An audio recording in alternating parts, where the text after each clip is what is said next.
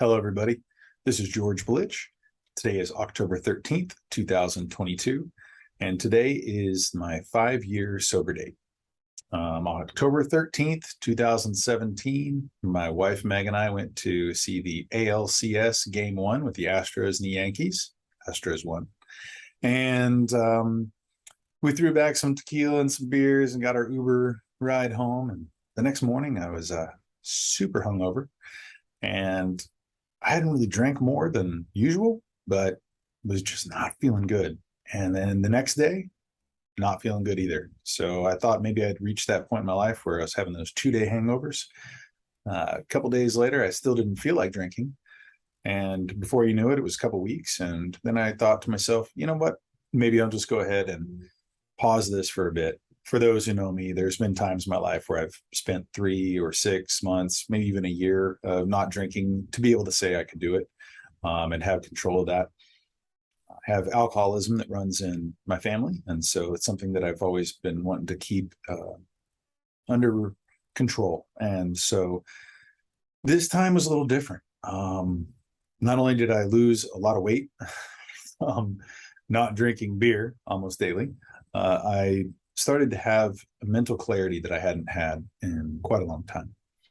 Our youngest was fairly young at the time, and I decided that I needed to go ahead and put down the drink to be a better father, to be a better husband, to be a better friend, to not have bouts of bad tempers when I was drinking, or if I had a bad day, to go and reach in the fridge and have a cold one to help relax me. And that was something that kind of used as a crutch at times. I'm stressed, I'm gonna have a drink, and I feel like for me personally, this was something that I needed to do in order to become the man I wanted to be.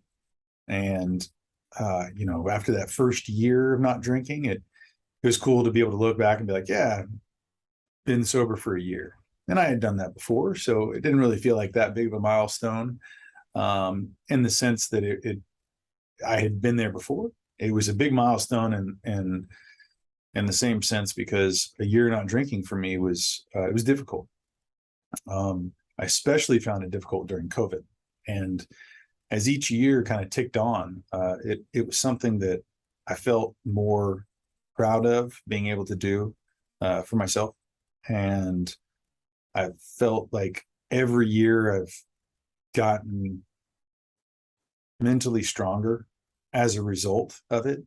During COVID, I definitely had lots of times where I wanted to drink, a lot of the stress and being confined to home. And, there were some struggles there.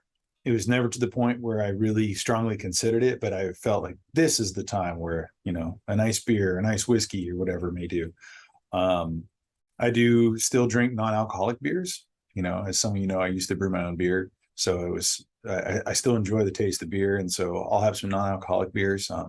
Athletic Brewing Company actually sent me some when I talked to them about my podcast. And they said, well, here, have some on your podcast. Forgot to bring it with me today to the office, but I'll have one later on tonight. Thank you, Athletic Brewing Company. They make some amazing non-alcoholic beers. I mean, I'm amazed at all the different types of NA beers that are out there. And it's a great alternative for the folks who still enjoy the taste of a beer and, want to have one.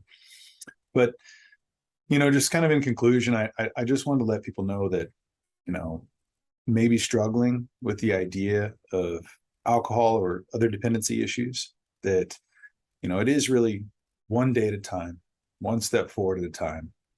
It can be done.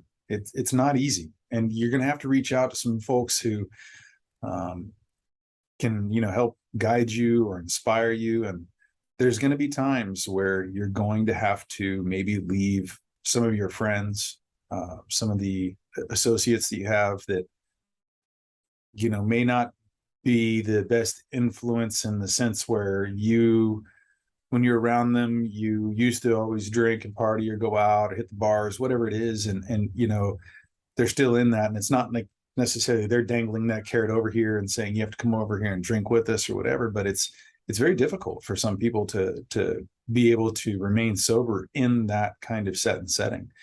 And I encourage anybody who is looking to do that for themselves, to really build around you the support systems that you need. If you need to go talk to somebody, do. If you're ready to make that change for yourself, for whatever reasons it is that you want to get sober, you can do it. And I like I said, it was some struggle at times, but for me, it's worked out, and it's for everybody has their own time and timeline of what they do in their life, and some people have no problem being able to drink and keep that in their life, and some people are great with moderation, and I just needed to put it up on the shelf and be done with it, and as a result, I've become the man I want to be, and I'm happy that I've been able to see people in my life who have been inspirations for turning their lives around. I'm 43 years old, and I feel the best mentally and physically and spiritually that I've ever felt in my life. And I know for myself, a large part of that is choosing to be sober. And like I said, it's something that it's different for everybody, but for those who wonder what it may be like, or you're having struggles, reach out to somebody. For those of you that maybe my friends that are looking to take this move, give me a call. Let's chat about it. It's not easy for some people, but you can do it if you really want to. And if you're strong enough mentally to be able to get through that, I think on the other side of it, you'll see all the results and positivity that can come from it. Again, it's not for everybody. I'm not trying to push sobriety on everybody. It's just something that worked for me, and it's something that could work for you too if that's what you're looking to do.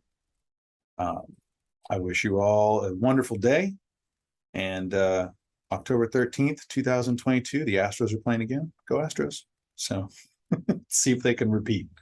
Everybody, have a wonderful, blessed day and a blessed week. Thanks for listening. Take care.